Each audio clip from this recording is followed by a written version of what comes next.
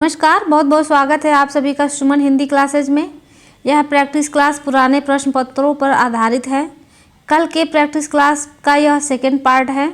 आज की वीडियो लंबी होगी या इसका थर्ड पार्ट बनेगा, इसका पता वीडियो के लास्ट में चलेगा। तो चलिए देर न करते हुए शुरू करते हैं आज की क्लास। आज का पहला प्रश्न है, भाग्य का पर्यायवाची नहीं है। तो विकल्प में है प्रारब्ध, नियत, भवितव्य या फिर नियति। तो भाग्य का पर्यायवाची नहीं बताना है, तो इसका सही उत्तर हो जाएगा ऑप्शन बी, नियत। नियत का अर्थ होता है इरादा या इच्छा, तो यही विकल्प है जो इसका सही उत्तर हो जाएगा। भाग्य का पर्यायवाची नहीं है नियत। चलिए अगला प्रश्न देखते हैं। निम्नलिखित में से कौन उसके लेखकों के साथ सुमेलित नहीं है। तो विकल्प में है झीनी झीनी बीनी चदरिया, अब्दुल बिस्मिल्लाह, पहला पड़ाव श्रीलाल शुक्ल, मैयादास की माड़ी भीष्म साहनी, अब्दुल्ला दीवाना शंकर शेष।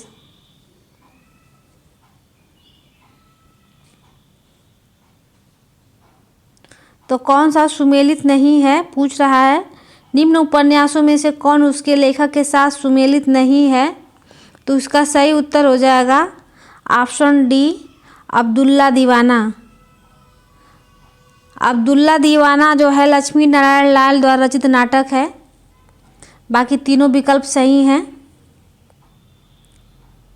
अब्दुल्ला दीवाना जो है यह लक्ष्मी नारायण लाल द्वारा रचित नाटक है, न कि शंकर शेष का। अगला प्रश्न है, संत साहित्य के संबंध में कौन सा कथन उचित नहीं प्रतीत होता है। विकल्प है संत साहित्य एक वैचारिक भूमि पर स्थित है। रामचंद्र शुक्ल के अनुसार यह इस्लामी आक्रमण से पराजित हिंदू जनता की असहाय मन स्थिति का परिणाम है। अगला विकल्प है संत साहित्य को मात्र भजन पूजन के स्तर तक देखा जा सकता है। और लास्ट विकल्प है हजारी प्रसाद द्विवेदी के अनुसार संत साहित्य या भक्ति आंदोलन भारतीय चिंतन धारा का स्वाभाविक विकास है। तो इसमें पूछ रहा है उचित कथन नहीं है, तो वह कथन कौन सा है जो उचित नहीं है। तो इसका सही उत्तर हो जाएगा ऑप्शन सी। ऑप्शन सी इसका सही उत्तर हो जाएगा। संत साहित्य को मात्र भजन पूजन के स्तर तक देखा जा सकता है, यह गलत है। तो इसका सही उत्तर हो जाएगा ऑप्शन सी। अगला प्रश्न है,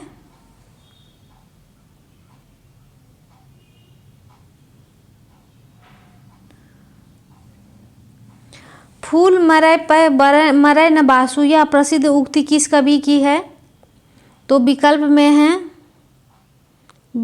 में है दादू, कबीर, रैदास या फिर जायसी। तो फूल मरै पर मरै न बासु यह प्रसिद्ध उक्ति जो है मलिक मोहम्मद जायसी का है, जो पद्मावत से लिया गया है। तो इसका सही उत्तर हो जाएगा ऑप्शन डी, जायसी।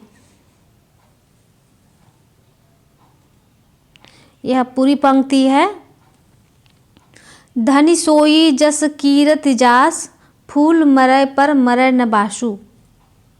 अगला प्रश्न है, जो मर रहा हो के लिए एक शब्द है, क्या होगा एक शब्द। विकल्प में है मुमुक्षु, मुमुर्सु, मुमुक्षा या फिर मुमुर्सा। जो मर रहा हो तो इसके लिए एक शब्द हो जाएगा मुमुर्सु। तो इसका सही उत्तर हो जाएगा ऑप्शन बी। अगला प्रश्न है, एक वाक्य शुद्ध है वह कौन है। छोटा करने पे थोड़ा सा दिक्कत हो रही है देखने में, लेकिन फिर भी कर दे रहे हैं पूरा विकल्प देखने के लिए। तो विकल्प में है आपकी राय से यह काम जरूरी है, वहाँ मिष्ठान की बड़ी दुकान है, भारत कश्मीर से लगाकर कन्याकुमारी तक फैला है, अगला है उन्होंने बहुत सी पुस्तकें एकत्रित कर ली। एक वाक्य शुद्ध है।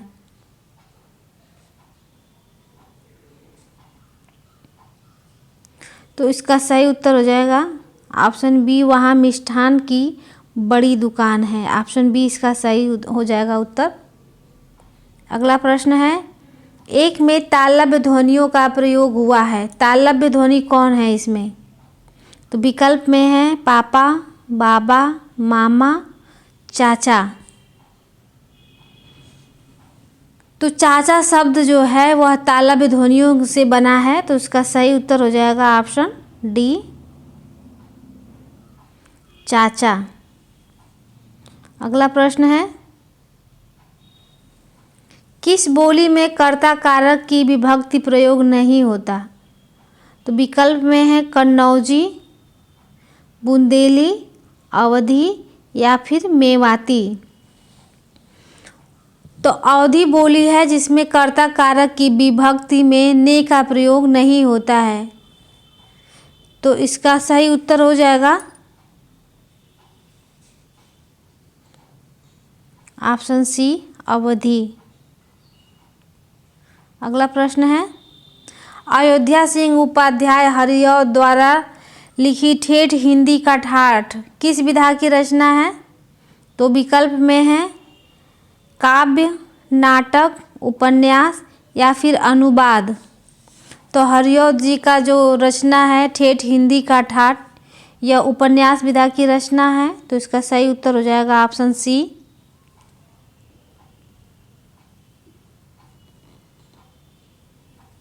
इस उपन्यास का दूसरा नाम भी है देवबाला।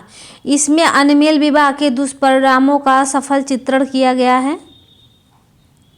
ठेठ हिंदी का ठाठ इसका अन्य नाम है देवबाला। देवबाला।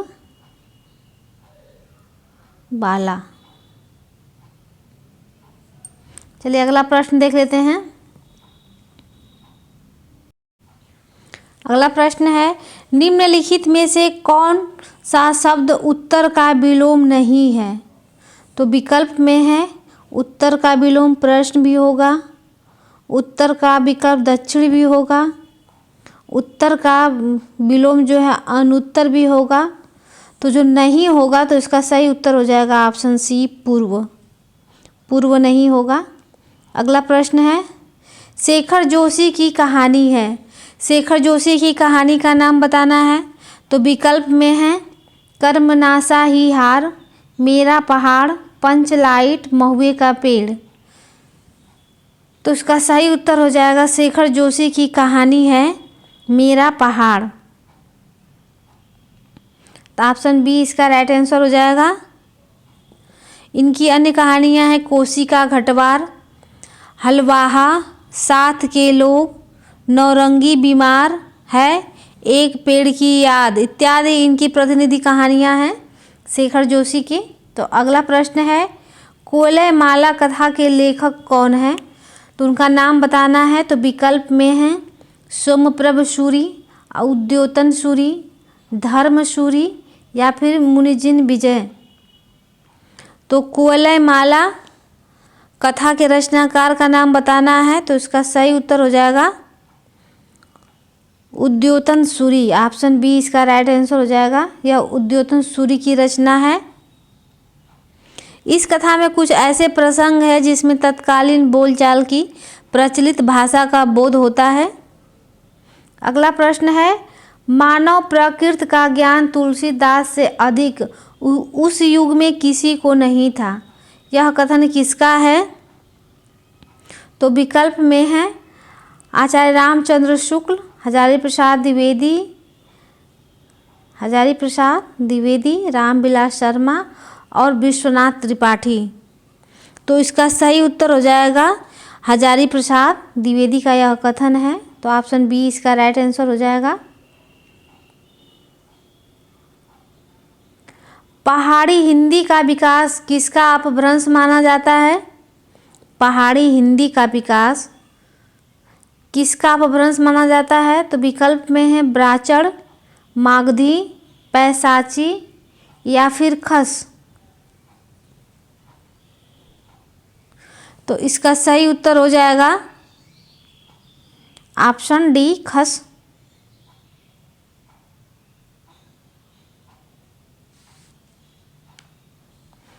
अगला प्रश्न है, तार सप्तक का प्रकाशन काल है।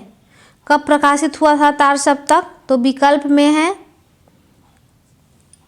1943 ईस्वी, 1951 ईस्वी, 1950 ईस्वी या 1959 ईस्वी में। तो तार सप्तक का बताना है। तो तार सप्तक का प्रकाशन जो है 1943 ईस्वी में हुआ था। हिंदी साहित्य में प्रयोगवाद शब्द का प्रचलन तार सप्तक के प्रकाशन से माना जाता है। तार सप्तक का संपादन अज्ञेय जी ने किया था और दूसरा सप्तक का प्रकाशन वर्ष है 1951 ईस्वी, तीसरे सप्तक का है 1959 ईस्वी और चौथे सप्तक का समय है 1979 ईस्वी। अगला प्रश्न है, इनमें से एक का अर्थ ऐतराज है। ऐतराज का अर्थ बताना है। तो विकल्प में है विघ्न, विपत्ति, संकट या फिर आपत्ति। तो ऐतराज का जो अर्थ है वह आपत्ति होता है। तो इसका सही उत्तर हो जाएगा ऑप्शन डी, आपत्ति। अगला प्रश्न है, बहुवचन की दृष्टि से एक वाक्य शुद्ध है।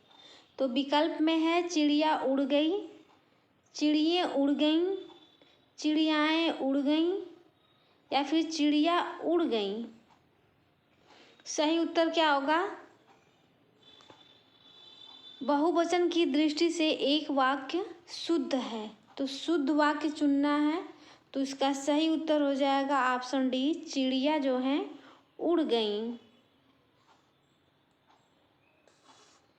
अगला प्रश्न है, किस बोली में उत्तम पुरुष एक वचन के स्थान पर उत्तम पुरुष बहुवचन का प्रयोग किया जाता है? तो विकल्प में है अवधी, खड़ी बोली, ब्रज या फिर हरियाणवी। तो इसका सही उत्तर हो जाएगा अवधी बोली में उत्तम पुरुष एक वचन के स्थान पर उत्तम पुरुष बहुवचन का प्रयोग किया जाता है। तो इसका सही उत्तर हो जाएगा ऑप्शन ए, अवधी भाषा। अगला प्रश्न है, नई कविता के विषय में असत्य कथन है। कौन सा कथन असत्य है? तो विकल्प में है इसमें नए भाव बोधों की अभिव्यक्ति हुई है।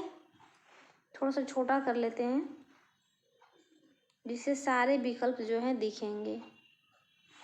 इसमें नए भाव बोधों की अभिव्यक्ति हुई है, इसमें जीवन के प्रति आस्था दिखाई पड़ती है, नई कविता के रचयिताओं में अधिकांश प्रगतिवाद और प्रयोगवाद के खेमे में रह चुके हैं। लास्ट विकल्प है यह कविता ह्रासोन्मुख मध्यवर्गीय समाज के जीवन का चित्र है। तो असत्य कथन बताना है। तो नई कविता के विषय में असत्य कथन बताना है। तो यह कविता ह्रासोन्मुख मध्यवर्गीय समाज के जीवन का चित्र है।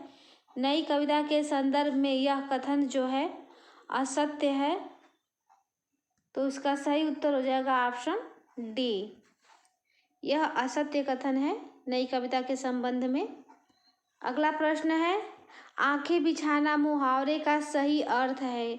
तो क्या है? विकल्प में है प्रायश्चित करना, आंखें थक जाना, उपेक्षा करना या हृदय से आदर करना।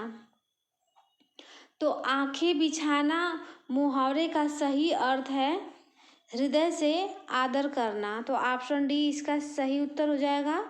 अगला प्रश्न है,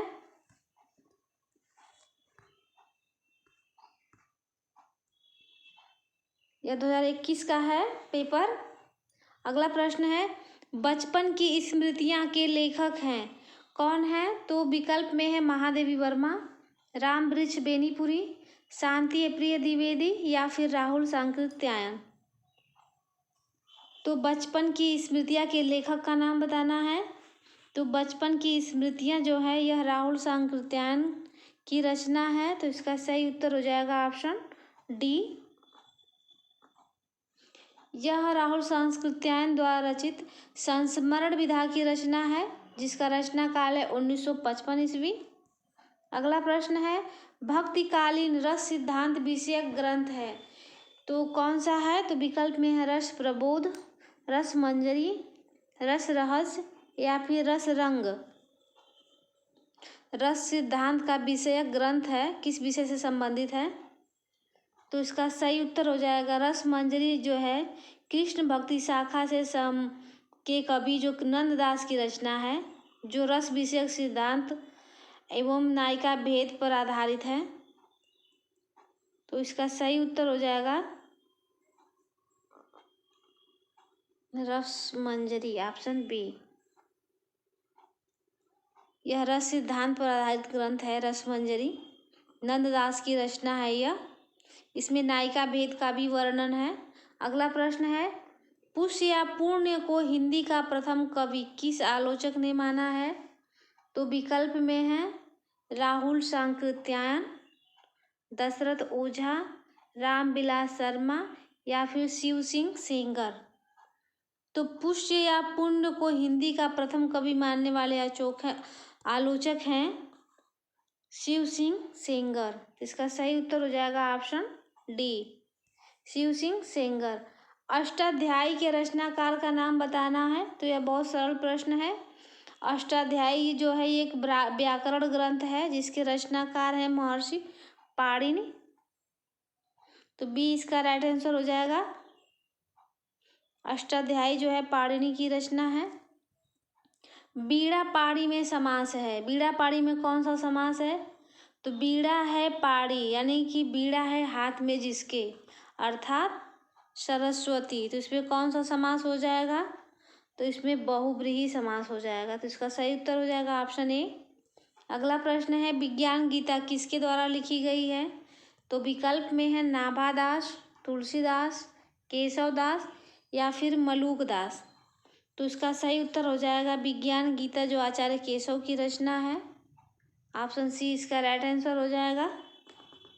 इसके अलावा रामचंद्रिका, कवि प्रिया, रसिक प्रिया, वीर देव सिंह चरित, यह सभी रचनाएं जो हैं केशवदास की हैं। अगला प्रश्न है, तुम्हारे मुंह में घी शक्कर का सही अर्थ होगा, क्या होगा? तो थोड़ा छोटा कर लेते हैं। विकल्प में है ईश्वर करे तुम्हारा समाचार सत्य हो, तुम्हारी बातें मीठी लगती हैं, तुम्हें मिठाई की कभी कमी न हो, या सदैव मीठी बात ही बोला करो। तो तुम्हारे मुंह में घी शक्कर का सही अर्थ होगा ऑप्शन ए, ईश्वर करे तुम्हारा समाचार सत्य हो।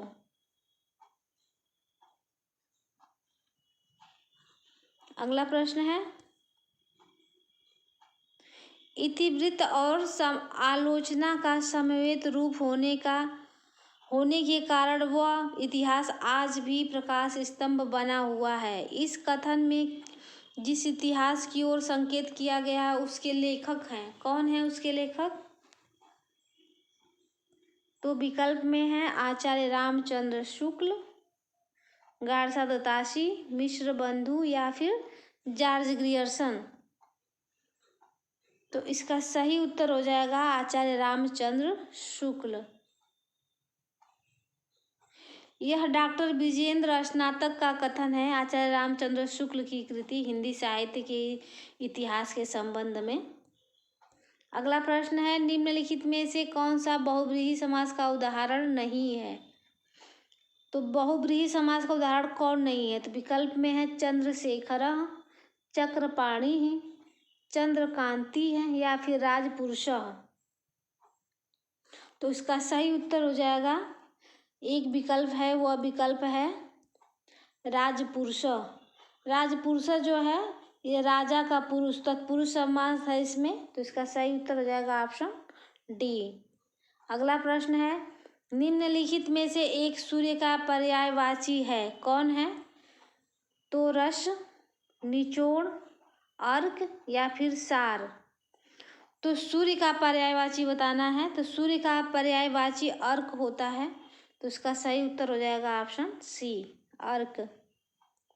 अगला प्रश्न है, निम्नलिखित में से घनानंद की रचना नहीं है, कौन एक रचना है जो घनानंद की नहीं है? तो विकल्प में है प्रिया प्रसाद, भावना प्रकाश, प्रीतिपावस, पक्षी विलास।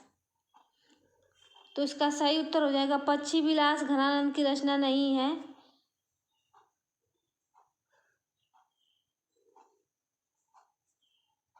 तो इसका सही उत्तर हो जाएगा ऑप्शन डी, पक्षी विलास इनकी रचना नहीं है। अगला प्रश्न है,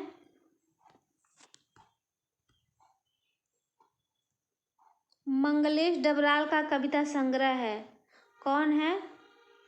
तो विकल्प में है ठेले पर हिमालय, पहाड़ पर लालटेन, घास में दुबका आकाश या फिर हरी घास पर क्षणभर। तो मंगलेश डबराल का कविता संग्रह बताना है। तो पहाड़ पर लालटेन जो है मंगलेश डबराल का कविता संग्रह है।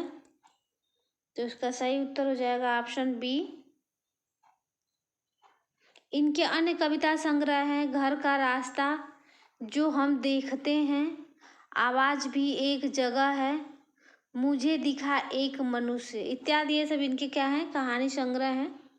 अगला प्रश्न है, समष्टि शब्द का विलोम क्या होगा? तो विकल्प में है समूह, समग्र, विशिष्ट या फिर व्यष्टि। तो समष्टि का विलोम होगा व्यष्टि। ऑप्शन डी इसका राइट आंसर हो जाएगा। अगला प्रश्न है,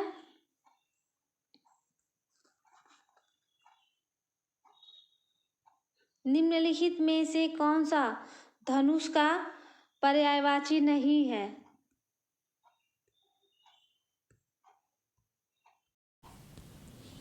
निम्नलिखित में से कौन सा धनुष का पर्यायवाची नहीं है?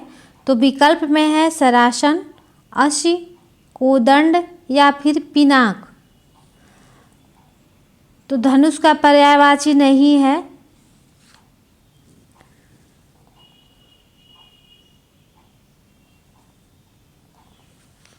तो इसका सही उत्तर हो जाएगा ऑप्शन बी, असी। असी जो है यह तलवार का पर्यायवाची है और बाकी सभी जो हैं धनुष के पर्यायवाची हैं। अगला प्रश्न है, और कहानी आंदोलन के पुरस्कर्ता माने जाते हैं, कौन माने जाते हैं? तो विकल्प में है गंगा प्रसाद बिमल, मोहन राकेश, रविंद्र कालिया या फिर रमेश बख्शी। तो इसका सही उत्तर हो जाएगा, और कहानी आंदोलन के पुरस्कर्ता जो हैं गंगा प्रसाद बिमल हैं। तो इसका सही उत्तर हो जाएगा ऑप्शन ए, गंगा प्रसाद बिमल।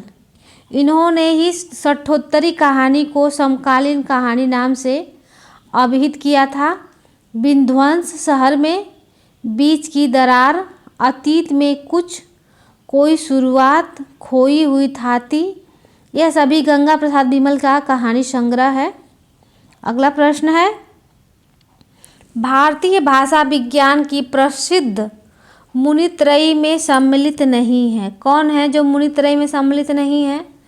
तो विकल्प में है पाणिनि, पतंजलि, कात्यायन या फिर भर्तृहरि।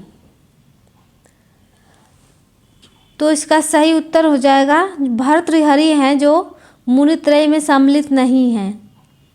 संस्कृत व्याकरण में मुनित्रय को बहुत ही उच्च और प्राथमिक स्थान दिया गया है।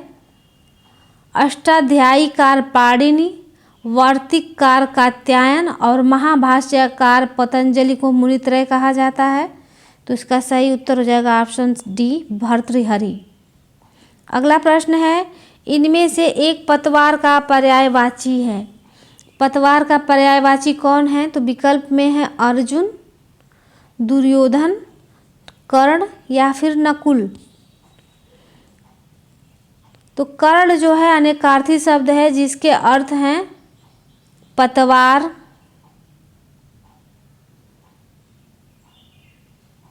तो इसका सही उत्तर हो जाएगा ऑप्शन सी, कर्ण। कर्ण का जैसे अनेक अर्थ है, पतवार भी होता है, कान होता है, समकोण के सामने वाली भुजा भी होती है। तो इसका सही उत्तर हो जाएगा ऑप्शन सी, कर्ण। अगला प्रश्न है, सोमप्रभ सूर्य की रचना है, कौन है वह रचना?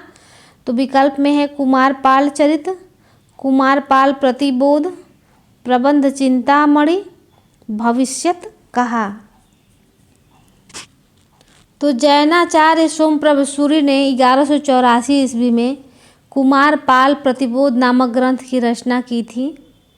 तो इसका सही उत्तर हो जाएगा ऑप्शन बी, कुमार पाल प्रतिबोध। यह ग्रंथ अधिकांश प्राकृत भाषा में ही है, बीच बीच में संस्कृत के श्लोक और अपभ्रंश के दोहे भी हैं इसमें। अगला प्रश्न है, निम्नलिखित में से कौन सी रचना सर्वेश्वर दयाल सक्सेना की नहीं है? तो 4 विकल्प दिए गए हैं। विकल्प में है पागल कुत्तों का मसीहा, खूंटियों पर टंगे लोग, काठ की घंटियां या फिर एक शहर की मौत। तो सर्वेश्वर दयाल सक्सेना की रचना नहीं है, वो है एक शहर की मौत। तो इसका सही उत्तर हो जाएगा ऑप्शन डी, एक शहर की मौत। अगला प्रश्न है, विलोम की दृष्टि से एक युग्म अशुद्ध है। तो विकल्प में है गमन का आगमन, निषिद्ध का विहित, आमिष का सामिष, व्यास का समास। तो विलोम की दृष्टि से एक युग्म जो है अशुद्ध है, वह अशुद्ध विकल्प कौन सा है? तो इसका सही उत्तर हो जाएगा ऑप्शन सी, आमिष का सामिष नहीं होता है, यह इसका समानार्थी शब्द है। विलोम के दृष्टि से यह युग्म अशुद्ध है। अगला प्रश्न है, निर्गुण भक्ति काव्य धारा में उदासी संप्रदाय के प्रवर्तक कौन हैं? तो विकल्प में हैं दादू दयाल, रज्जब, श्रीचंद या फिर मलुकदास। तो निर्गुण भक्ति काव्य धारा में उदासी संप्रदाय के प्रवर्तक हैं श्रीचंद, जो गुरु नानक के पुत्र थे। तो इसका सही उत्तर हो जाएगा ऑप्शन सी, श्रीचंद। उदासी संप्रदाय जो है सिख साधुओं का एक संप्रदाय है, जिसकी कुछ शिक्षाएं सिख पंथ से ली गई हैं। इसके प्रवर्तक गुरु नानक साहब के पुत्र श्रीचंद हैं। ये लोग सनातन धर्म को मानते हैं तथा पंच प्रकृत अग्नि, जल, पृथ्वी, वायु, आकाश की पूजा करते हैं। तो इसका सही उत्तर हो जाएगा ऑप्शन सी।